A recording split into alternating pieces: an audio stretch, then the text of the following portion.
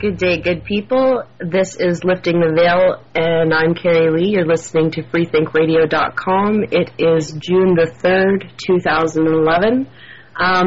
Today we're going to be talking chemtrails with my guests, Don Haze and Steve, and my husband, John. Because today's show I was prompted by, actually, Don Haze, who's with us today, to talk about chemtrails, because there's a lot of disinformation out there, and there's a lot of questions, and there's a lot of semi-answers, I guess. And so we spent the week looking through links and looking at different articles and whatnot. Steve, excuse John, he's sick. Steve, Don, and myself, and John and I, we do all our research together, so we're all going to talk chemtrails. Don, Steve, John, how you guys doing? I'm doing all right. Steve, how you be? Doing pretty good. Thanks for having me on the show, Cari. Oh, you're welcome. Thank you both for coming on the show. John kind of, he gets roped into it. Right, baby? That's it. I don't mind. Okay, so the first thing that came up for me today was from the Intel Hub, and I'm just going to go over it, and then you guys can give me your thoughts on what I read. I should probably post this into the chat so that everybody else can take a look at it too. So here I go, and there's that article that I'm going to start reading now. Secret presidential chemtrail budget uncovered. Congress exceeds billions to spray populists like roaches. Dun, dun, dun. The budget Obama didn't want you to know about. Geo-engineering has now been defined as the deliberate large-scale manipulation of the planetary environment to counteract anthropogenic climate change. The Royal Society, 2009. Recently, the question has been asked, what in the world are they spraying? The documentary with the same name answers many of those questions. For any of you who have not watched What in the World Have You Been Spraying, please run out and go get it. It's free online. You can also support the people who created it and help to bring this information out there for you by buying a copy of it. If anybody in the back area, and you don't know there's back people behind me kind of doing stuff for me if I ask them to. We all have those little people behind us on this show. If anybody could put what in the world have they been spraying in the free think chat, that'd be great. The question the world is now asking is, who in the world is spraying us? The world is now demanding answers and accountability. As an introduction to this article, we will first cover information to familiarize the uninformed readers as to the core facts and information so that a more complete understanding is possible, given this complex issue. A recent report by CBC Atlanta detailed how some local citizens are outraged that such crimes against humanity are being carried out right before our eyes in secret. In the report, Senator Johnny Isakis, why these names, blings, I know how you feel. Johnny Isakson, whatever, was interviewed on the subject of chemtrails, saying, quote, "That is a theory that some people have, but there's no evidence this is happening. This is not happening." Of course it isn't. It looks as if members of the government's upper echelon, now how can I say a word like that and I can't say his last name, and even members of the Senate will go to extreme lengths to suppress this vital information from reaching the American people. Not to mention they signed off on the multi-billion-dollar-a-year budgets in the economic crisis with little to no transparency to the public. In regards to aerosol spraying into the Earth's atmosphere, a recent update to data assembled by the Cari-Lee Institute reveals the chemicals used and their respective levels of concentration. The toxic levels that are being used in these aerosols goes beyond shocking. It would appear that these levels are indeed criminal in EPA standards. Anybody want to start talking now about any of this? Because we can always go back to the note. Well, this article here is talking about a geoengineering budget, and I don't see the source for it. As you go farther down in it? Yeah, I'm going through it now, but the one thing I wanted to address first is that there was a CFR meeting, a Council on Foreign Relations meeting, where they said that there was millions being spent to confuse the public about geoengineering. So there's a lot of disinformation out there, and it takes a lot of research to find the truth. Well, and I'm another thing I want to say is none of us here are experts on the issue, so please don't take our word for it. Do the researching for yourself, and we're going to provide the links for you. Yeah, for sure. None of us are sitting here saying that we have the absolute truth. We're all just, this is a big think tank today. This is us sharing and trying to figure out things and do it in a way that, you know, other people can listen to. And if you have questions, you ask them by all means in the chat or call in. Not for a bit, though, because I'm sure that we're going to babble quite a bit for the first little bit. Has anybody here seen the CBC doc for the chemtrail spraying that they put out a couple months ago? I can't even remember the name of it.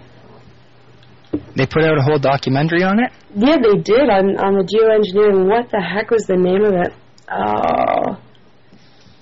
But they talked about it, and they showed the positive and negative, but it was it was very one-sided for sure. But they did show that I don't know. It was like a veiled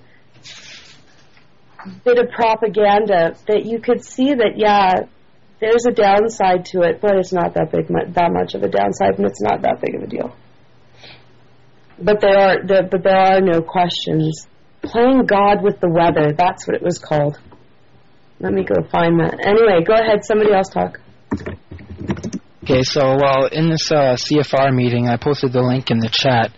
There's a video to it, and the one guy in it says, first of all, of course, there's a lot of money getting spent to make sure that every substantial portion of the public stays totally confused about this.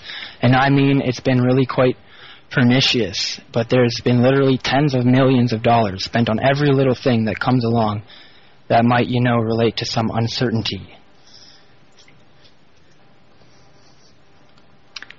Well, of course, because they don't want anybody to have a definitive, because if there's a definitive, then nobody would want it to happen, and it wouldn't happen. There can't be a definitive answer to it, and everybody's got to be at war with each other. That it seems like that's the main goal for everything. But let's get into what they've shown to be in the chemtrails. Does anybody have any links to that, or am I going to go back to that? Yeah, I got a link for that. Okay. It's toxic levels of barium and aluminum found in several Mojave County, Arizona residents, and it's fairly new. And they took blood tests, and they all have elevated levels of aluminum and barium, which are outlined in the supposed proposals for geoengineering. That's lovely. Now let's talk about some of the myths. Some of them, or some of the information we've been given, and then I don't know, go that way. Okay, so they're to reflect the sun upwards so that the planet doesn't heat too much. Is that what a lot of people are saying? Is that an agreed term?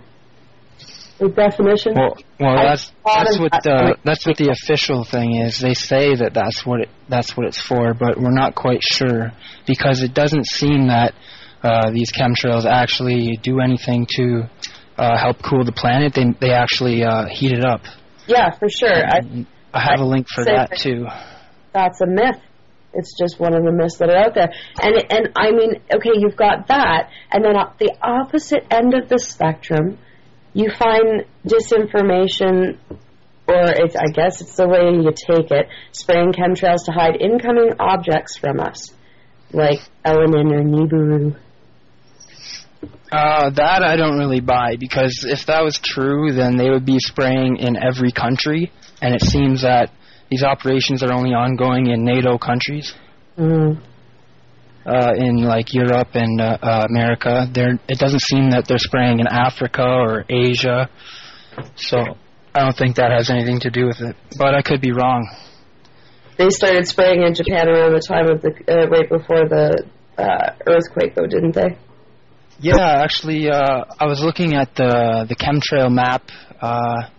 Give me a second, I'll get you a link to it. And I did some research on chemtrails in Japan, and I found about 5 instances of chemtrails in Japan between the year 2000 and 2010.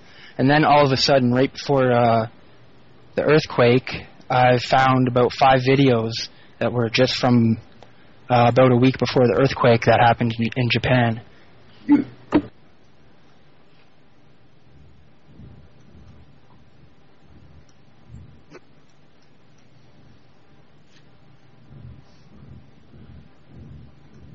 Okay, here's the link for the Chemtrail Map. If you have any chemtrail photos or videos, please submit them to this map and help it get bigger. There's a lot of places in here that probably have spraying ongoing, but they're not shown on the map. Like here in Manitoba and Saskatchewan, it says that on the map there's nothing there, but I'm sure that there is spraying ongoing there. So if there's anyone in Saskatchewan or Manitoba listening, put your chemtrail photos onto the Chemtrail Map. Yeah, for sure. For sure. We should do that too. We've been taking to the maps that are out there, because I have heaps of pictures. And you see chemtrails, and they're so erratic the way that they do what they do. Sometimes they're spraying on top of the clouds. Sometimes they're spraying in clear skies. Sometimes they're starting in the morning. Sometimes they're starting after 1. Sometimes they're spraying at night. It's just there's no continuity. The thing is like, okay, they're putting barium, aluminum, other phosphates into the atmosphere, into our skies. They're not just killing our water. They're not just killing our food. They're not just killing our earth. They're not just killing us. I mean, this is just because they're doing it over known areas like North America, South America, and certain parts of Europe. Australia. It's a global thing. Because if you think about it, that stuff gets into the jet streams and goes all over the place. Then you can look at it, phosphate and aluminum will become electrostatic if magnified. I mean, they're covering our Earth in false clouds that is keeping the levels of gases that are coming in and out at a set rate. And it's more than one thing, I think. I mean, the things I've researched and the things I've looked at and whatnot, I mean, you can point everything that they can use chemtrails for an association with HAARP. You can see the fact that they're hiding things. They're trying to kill off our food sources, so they bring in GMO food, so the population has to buy it. I mean, it's one thing, and it's something that stands out with every human being in those areas can look up in the sky and say, well, wait a second, that doesn't look right. Well, the public has been conditioned to believe that they are normal contrails. That's ridiculous. One thing, I made a little video clip of about 10 different commercials that have, like, subliminals of chemtrails in them. I'll just post that in the chat. We were watching Cars with our kids, and they have treadmark chemtrails in the sky. Treadmark chemtrails, because it's cars, right? And it's all a bunch of cars and treadmill. I was like, treadmark chemtrails, you've got to be kidding me. But look at the way chemtrails form in the sky. They almost look like a pattern before they spread out.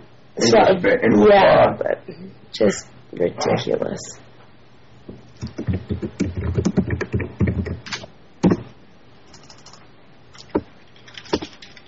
And Steve, feel free to jump in whenever you like, please. I'm just listening and trying to get a feel for what's going on. We're all over the place.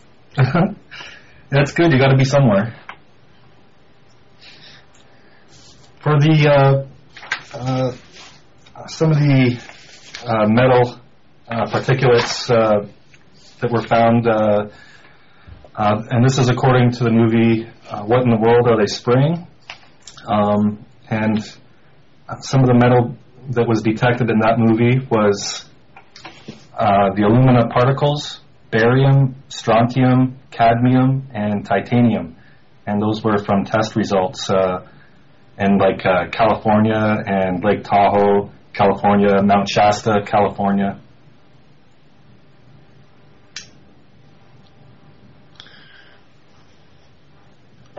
Yeah, it's insane. Yeah, that's one thing I want to address is cloud seeding. A lot of people, when they see cloud seeding, they think that that's what the chemtrails are. But if you just do some very basic research on cloud seeding, you'll find out that it's not the same thing. They're small planes that have flares that shoot out silver iodide into the clouds to help them seed them. And the chemtrails are they're a lot higher. They're sprayed out of jet airplanes, and they have different chemicals in them.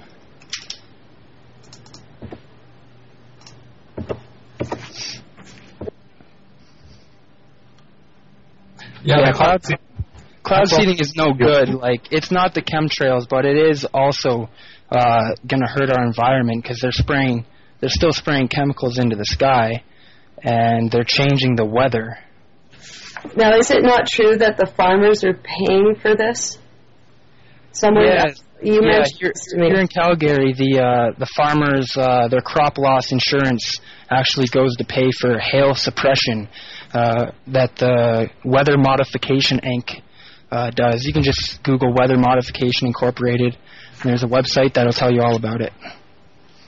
That's just madness. Because there's nothing good about cloud seeding either, really. There's no necessity to be messing. This is just my perspective. Why are you messing with the weather? Why you can't? And I don't mean to say play God, but it is. Why are you playing with the laws of nature and creation? I just don't. I don't mean creation on the not try. I don't want to start a war here. But I don't see the good in any of it. And what's his name that did the seminar, Don, at the University of Calgary last week or the week before? Yeah, We Are Change Calgary actually got the opportunity to meet David Keith. He's a professor of earth sciences at the University of Calgary, and he's very deeply involved in Geo-Engineering. The group, when they went to talk to him, they didn't really have too much information, too much proof to show him. So he kind of just blew it all off as a conspiracy theory. And he's also saying that the global warming is a major problem that we need to fix. Another thing, like this guy he supposedly studied physics, and when he was asked about the collapse of the Twin Towers in New York, he said that it was caused by 2 planes hitting the towers. Yeah, so he's so far up it that it's not funny.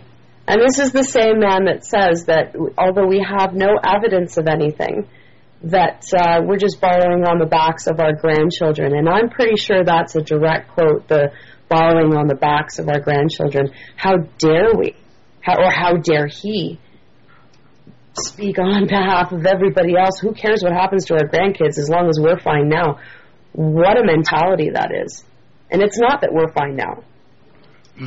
Another argument that David Keith had was if these operations were ongoing, we would know about it because in a free society, the government cannot keep secrets. I think that's pretty funny because, of course, we don't live in a free society, and the government has many secrets, and we wouldn't know if they were keeping secrets because they're secret. Yeah, exactly. Exactly. It's just ridiculous. Absolutely ridiculous.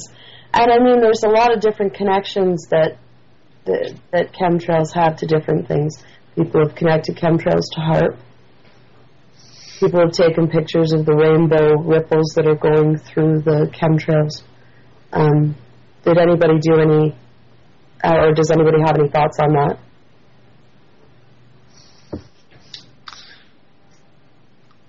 No? Yeah, in the movie What in the World Are They Spraying, they get a little bit into that, and they relate HAARP to the subject of geoengineering because there was a United States Air Force document called Owning the Weather by 2025, which is obviously hinting towards weather modification.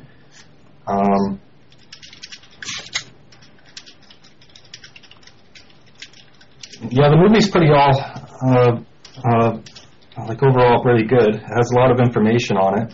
It does. It is extremely, it's one of those must-see movies, documentaries that explains quite a bit and looks into quite a bit and gives you quite a bit of answers, because they do go in and do independent studies, and he does go to see things for himself. Like when I saw the bark being ripped off the trees in Hawaii, I was heartbroken. It just made me sick.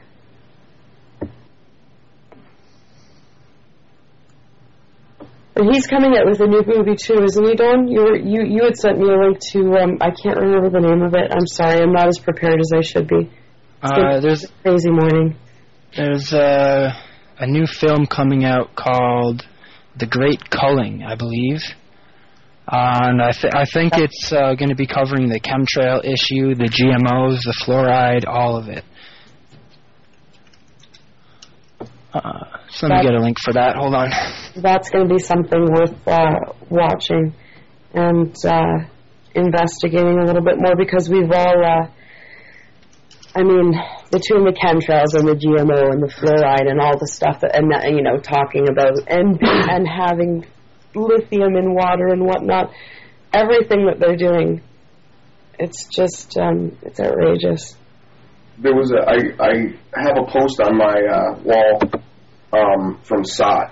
It's I'll go look for it. Okay, it might not be there. You might have to look on the page itself. Okay. That says the take it off chemtrails for a second, but the GMO and the fluoride and all the crap they're adding to our water and food isn't just hurting us badly, it's changing the way our body takes in food. So what they want to do is change the food so it changes your digestive system, so when you eat something healthy, it makes you incredibly sick. Right. One thing that I noticed is that the chemtrails and the fluoride, they may be working together, because the fluoride in your system actually increases your aluminum absorption. So you absorb more of it, more of the aluminum from the chemtrails when you have fluoride in your water. And it causes dementia. Alzheimer's. Yeah. Yeah, the aluminum can't be good. No.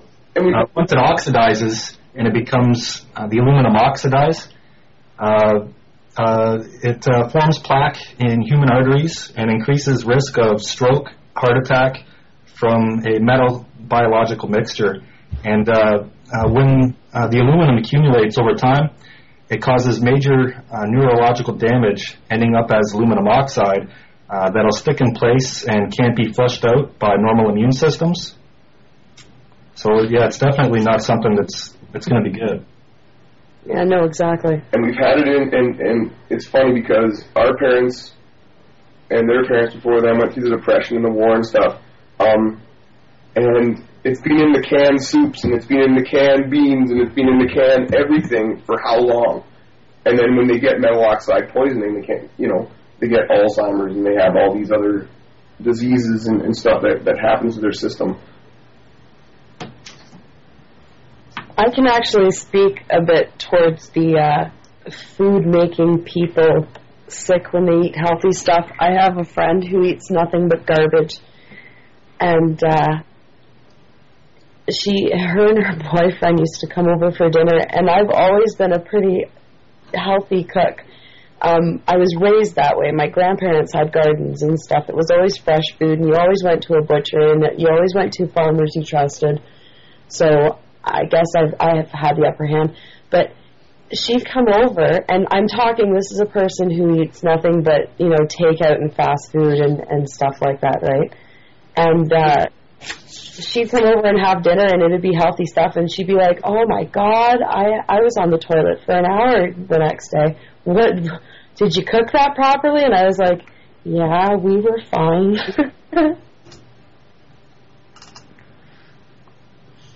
So you can see how the different foods and the different, I think everything combined is changing our systems, and I don't think that, and I think that chemtrails are just another manipulation of that. The vaccines, the mercury-based vaccines that they use in you. Yeah, but let's get back to chemtrails because we're totally going off topic. I'm so sorry. But it is all one. Yeah, well, yeah, but we're focusing on chemtrails today. It's okay. There's one thing I found that's actually a research report someone did on the chemtrails, or actually they did it on contrails and persistent contrails, and what they found was, actually here, I'll just read the summary of results for you here. It says, the goal of this research was to determine if there was a type of trail that was inconsistent with normal contrails, especially with regard to increased persistence. What was found is that highly persistent trails that last for many hours were seen above Houston on 60% of the observable days during the data collection period. However, during this time, none of the 46 Flight Explorer confirmed contrails observed persisted for over 30 minutes, and most contrails were under 30 seconds of persistence. Additionally, it was discovered that the jets that were responsible for leaving highly persistent trails that lasted for hours did not appear on the Flight Explorer and were documented for 8 separate instances, including one instance with 2 jets in formation. So basically what this is saying is that all of the chemtrails come from unmarked aircraft that are not registered on the Flight Explorer, which means that they're either military or they're private companies that are registered with the military. Bullshit. So that's a lot of people out there are saying that they come from commercial aircraft. It does seem that they do come from commercial aircraft, but they are not commercial flights. It's the military using the same planes as the commercial airplanes and modifying them to spray. I don't mean to sound dumbed down, but it just makes me feel very uncomfortable. The more, and I'm like, not to say that I don't want to talk about it, that's not what I mean, but none of this is in the public, like, there's no real conversation being had, and when you see the news is just constantly saying it's all conspiracy theory. And now the Canadian government's saying, I guess in a back conversation that was overheard, that they're going to have to bring it to the table and explain it now. But obviously with their spin. Go ahead, Steve. I was just going to add a little bit onto that. And I think Don already mentioned it just a little bit earlier about the Council on Foreign Relations discussion on geoengineering, that they did admit to spending tens of millions to deliberately confuse the public. That's ridiculous. How can they stand up there and say that? And how is it that nobody's sitting back and going, well, what the hell's going on? Everybody's just looking up at the sky and going, oh, look at the pretty clouds. Because the wispy clouds can be really pretty if you don't know what they are. And I think that's what people are doing, going, oh, look at the clouds, aren't they pretty? They look like angel wings, la-di-da. Because that's what people are saying. Look at this picture I took. It looks like an angel. And it's a freaking chemtrail spreading out. That's horrible. It is. And then you explain what it is, and they're like, oh, come on, they wouldn't be doing that. And if they're doing it, it's obviously for something good, because you know global warming, facepalm, huge, huge fail. Yeah, they say it's for global warming, so that they can combat the global warming and deflect sunlight and harmful UV rays. And they want to do that by putting chemical dusts in the atmosphere, which is also known as the aerosol geoengineering. Okay, and I'll go a little conspiracy and silly here and say, okay, so they're deflecting vitamin D from us? Yeah, it doesn't sound right. Really though, because that's what that feels like to me. What this feels like to me is they don't want me going out and soaking up the sun, because they've said sun's good for you. You need the vitamin D. Obviously, everything in moderation. You're going to burn if you stay out in it too long, you dummy. But I wouldn't be using sunscreen or anything like that, and I don't want them doing anything to deflect the sunlight, because last I checked, I need that shit.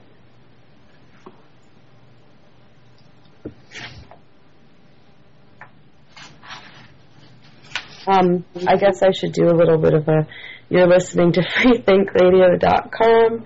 This is Lifting the Veil. I'm Cari-Lee. I'm with Don Haze and Steve, and John's in the background. We're talking chemtrails. At 6 o'clock, you've got Pete and Pepe, I think, tonight. Usually Kate's here, but right now she's in the middle of moving things and whatnot. So she'll be back soon, I hope. So 4 p.m. Eastern is late with Kate. 5 p.m. is an open slot. We've got to fill that. People have things to say. I know they do. So don't be chicken. Come out and do it. 6 p.m. is Pete and Pepe. 7 p.m. is the True North Show with Nelson and Trevor. 8 p.m. is, tonight we have Brian Forrester will be joining True North for a 2-hour interview. And if you don't know anything about him, and you should because he's super cool, he was born in Rochester, Minnesota, but grew up on the west coast of Canada. At age 11, he became fascinated with Native art and the Haida Native people, or Haida Native people, and began carving totem poles and other related art forms, learning from Native teachers. After completing an honors Bachelor of Science degree, Brian decided to take up carving and sculpture full-time at the age of 25, Easter Island. In 1995, he moved to Maui, Hawaii, and was hired as an assistant project manager for the building of the 62-foot double-hull sailing canoe, ancestor of the modern-day catamaran. He's just an incredibly he has incredibly diverse cultural taste, and is going to be a fantastic interview for the boys at True North. So tune into that from 7 till 9. Usually at 8 o'clock we have Awake and United with Chris Flowers, and on Fridays John Miller, my husband. But tonight they're bowing out of the show so they can have a 2-hour slot for the interview with Brian, which is going to be, like I said, fantastic. You'll want to tune in for that. 9 p.m. you've got the UFO Hour with host Blings. 10 p.m. is Deaths of the New World Order with host Harry Link. 11 p.m. is your show where you get to call in and have your say and be the host. And we need people to call in because you're not, and you gotta, because it can be fun. And so if you want to call into the show, the number is 315-541-4031. Hit the call me call me. I do that every show. There's one word that I just can't. Yeah, Skype. Add us to Skype, Freethink Radio, no spaces, no caps, or hit the call me button. So back to chemtrails. Go ahead, somebody talk. The next thing I want to bring up here is recently there was a Russian politician that said that they had a secret weapon that can kill millions of people. What he said actually is there's lots of money, resources, and new weapons that no one knows about. With them, we will destroy any part of the planet within 15 minutes. Not an explosion, not a ray burst, not some kind of laser, not lightning, but a quiet and peaceful weapon. He was raving like a madman when he was saying all this. Yes. Like, he was freaking. I put the link into the chat. You can check out the video. Yeah, that guy's pretty crazy. Crazy like a fox, maybe? But, the chemtrails, if you observe them, they can pretty much cover the entire sky within a couple hours. So that might be what he's talking about here. I'm not exactly sure, though. There is a lot of disinformation out there. Another thing he could be talking about is like the HAARP system, but yeah. So what are your thoughts on that? John, thoughts on HAARP? You know what? I don't, I understand a little bit. It's one of those things, again, I don't understand enough of it. It makes me feel extremely uncomfortable. I don't like the idea of all that power in anybody's hands. But John will talk about HAARP. I'm not an expert, so don't hold me to anything I'm saying. Do your research for yourself, obviously. HAARP's in Alaska, we all know that. It's all radio frequency waves that go into the ionosphere and microwave it to do what it was originated for was to, first of all, send signals to underwater submarines that they didn't want picked up or traced by the Germans, Nazis, or the enemy. Now they can do whatever. I mean, you could even probably bring it into Project Bluebeam.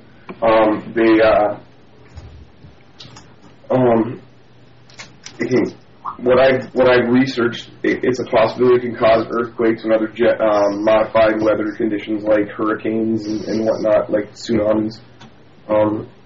It's definitely not something that it's used for us. I believe that back when Ronald Reagan was even in office, when he said we're going to go for Star Wars, that was part of HAARP as well. I mean, to deflect missiles off their guidance patterns and disrupt any weaponry in them so they become useful in DEDs without a warhead. But yeah, there's evidence out there that people are posting and whatnot that show that when Japan got rocked by that major earthquake, that HAARP was on a frequency of such a level for so many days before it happened, and then when it happened, it was off. And chemtrails, well, all the crap in them, all the metals and chemicals in them, if they're getting zapped with microwave ions, I mean, they become electric. So I mean, that has to have something to do. It can't be good. Something has to, come from that. It's just crazy. I seen a video on YouTube where you seen this guy. He was out in a boat, and it was somewhere in the Middle East, and he seen dolphins getting wiped out and cooked from the inside with big scars on them. And you seen this. It looked like an energy bolt coming from the sky, from the clouds. It looked like one big white funnel. Yeah, a big, huge lightning bolt, but it stayed there for a long time. And then he showed the burnt dolphins. You got to get a link for that. Grab a link for that, because we saw that, and it was awful, because the dolphins were baked, they were fried. It was disgusting. We watched it the other days. He's going to go search for that, but anybody else wants to talk about it now? Because he's looking.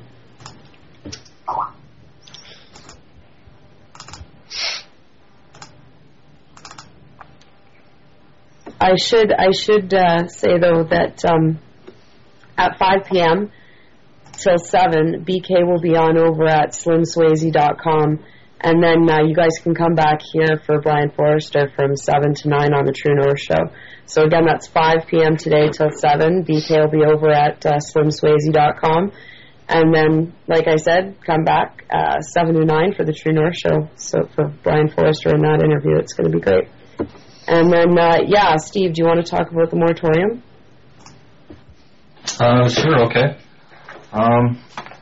There was a few of them. There was one with the United Nations and one with Green Party Canada. I'm sure there was more than that, but that's what I have in front of me. For the Geo-Engineering moratorium on the United Nations, it was held in October 2010 in Japan, and basically it says that it was a de facto moratorium on geoengineering projects and experiments, and that any private or public experimentation or adventurism intended to manipulate the planetary thermostat will be in violation of this carefully crafted UN consensus. That was stated by the director of the ETC group.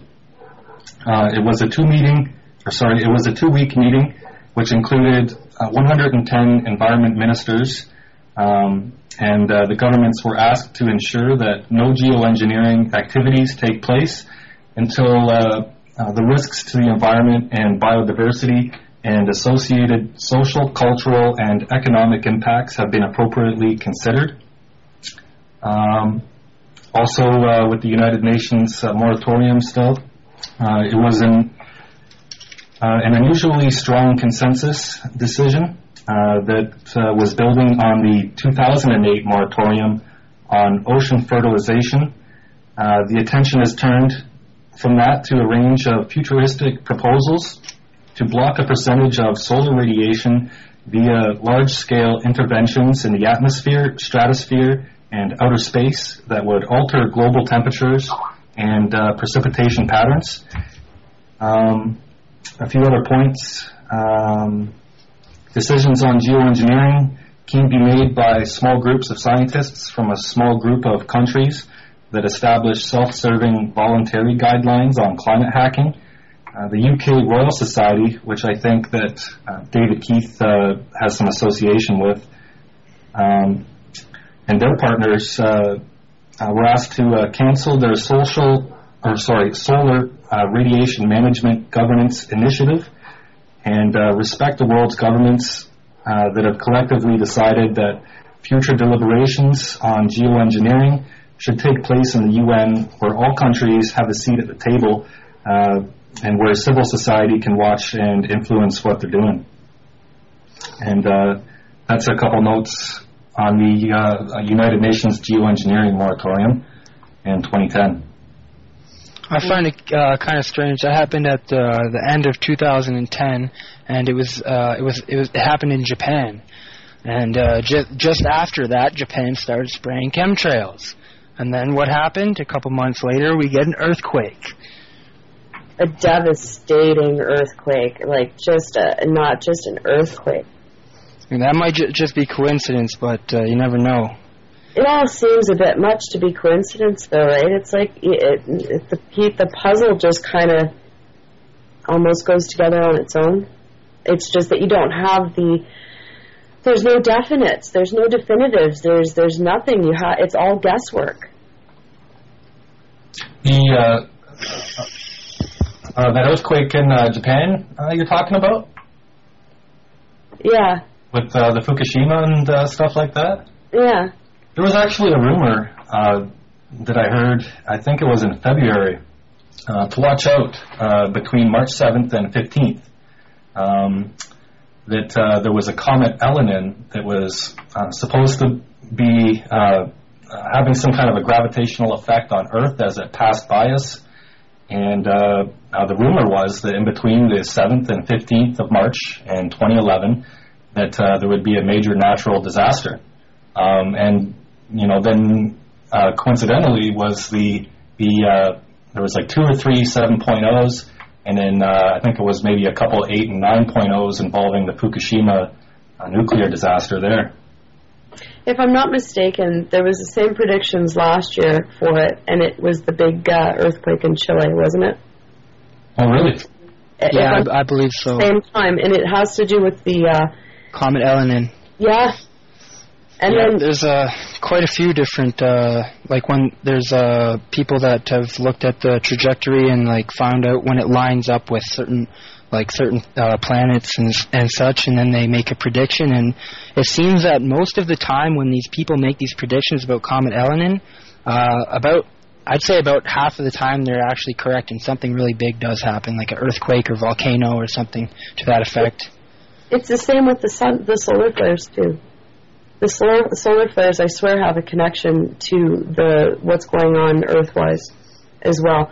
Because whenever you see a solar flare, there's an earthquake and which makes me think, and this is just me, that between the universal flow that's making things happen, such as Elenin, and the solar flares, and the ideas of the chemtrails and HAARP being used together, if you took the solar flares and the universal together, that's quite a bit for the Earth to deal with. But if you throw chemtrails and HAARP on top of that to further manipulate what's already going on, I don't know. Like I said, that's just me theorizing and playing with it in my head. Yeah, because that's all we can do, right? Is just throw out some theories until we get like actual government disclosure, I guess. Yeah, that's funny. Government and disclosure in the same, you know? It's never good. I don't expect any government disclosure unless it's like 2 minutes before the bomb goes off. Not to sound dark and dismal, but I don't know. I found this link. It's Our Home Remedies, the secret to your healthy lifestyle. And they're talking about chemtrails. Chemtrails, what should we do about them? And this was back in May 4th. And it says, as a report, Senator Tom Harkins spraying skies with chaff used in World War II as samples were taken without 6 bacteria, including anthrax and pneumonia, 9 chemicals, including chloride, 26 heavy metals, including arsenic, gold, lead, mercury, silver, uranium, and zinc, 4 molds, 7 fungus, 7 viruses, 2 cancers, 2 vaccines, and 2 sedatives. So I'll post that. Yeah, and there's another thing about Elenin. There's also that that rumor out there that it's supposedly under intelligent control. It wasn't it Russia that came out and said something like that too. And then Don says here, that it supposedly has a bunch of moons orbiting it too as well. And there's links for that. And I just don't have them, and I apologize to my listeners. But with all the information that we're telling you, you can very well go out and Google it all. There'll be an archive available by the end of the week, I'm sure. Well, there would have to be something mysterious going on with it, because I heard somebody say that as it went by the Earth, it manipulated our gravity or the pull on the Earth. Do you realize how big a comet would have to be to do that? Yeah, massive. Yeah. Like the size of the moon. So, like, either it's intelligently controlled or there's something going wrong. Maybe there's elements on that we've never heard of before that interact with the planet or gravity, because just to be flying by and to disturb our planet rotation or gravity or anything like that, it would have to be one huge rock. But anyways, that's all I want to say. Yeah, no, for sure. There's a lot of mystery around all of it. And, I mean, I want all the answers, and I want them right now, and it sucks that we don't have them. But until we can get something, if we ever do get something, all we can do is sit around and do this. And I'm really grateful that you guys wanted to come on and help to discuss this. And I think it's something that maybe we should do again. Maybe one Friday a month, come on and talk chemtrails and the like, and see where it goes. What do you guys think? Sounds good to me. Steve, you in? Would you come back on to talk shop again? Yeah, definitely. And maybe next time I will maybe open up a little bit more. No, you were great. You were great. It's hard because, there's 4 of us talking, and everybody wants to give the other a chance to talk, and some of us, like myself, don't stop. But we covered a lot, and we gave a lot of various, I think, views very quickly and nothing really in depth. And maybe next time we'll take one aspect of it and pick it apart until there's nothing left to it. Try and get rid of the disinformation if we can, and get whatever facts that we can to give people a better idea of what we're dealing with. It's going to be hard because we don't really have as many facts as we'd like. I'm sure you all agree. But Don just types millions spent to confuse us. It's just, I think though, I honestly believe that we've all got that feeling that it's ominous and it's not good. And how do we stop it? I don't know. I always joke and I say surface to air missiles, but the reality of that isn't exactly, I don't need CSIS at my door, thanks. But I said it out loud anyway. So any last thoughts from you, Steve, before we close off the show? No, not much. I just wanted to say thanks again for having me on the show on freethinkradio.com. And also, if there's any listeners that are interested in maybe creating some political change, to visit the truthpartyproject.org. And that's all. Excellent. It's been great having you on, and I look forward to doing this again. How about you, Don? Any final words? Not really. There's a lot of disinfo out there, so I think it's really good that I think we should come back and do another show and dig a little bit deeper into the specifics here and try and root out some of this disinformation. I think that's a fantastic idea, and I can't think of anybody better for the job to be helping out with this, because you are fantastic at sniffing out disinformation. So thank you very much for coming on the show. Thanks for having me. Yeah, for sure, and I'm glad that you're willing to come on again. And yeah, so next time we do this, we'll let you guys know in advance that we're going to go farther down the chemtrail rabbit hole. Thanks to Don and Steve. John, honey, any last words? No, we just do our research, people. Be good to one another, help one another out. But do your research and share. Yeah, do your research and share for sure. Thanks, everybody, for tuning in. This has been Lifting the Veil. I'm your host, Cari-Lee, and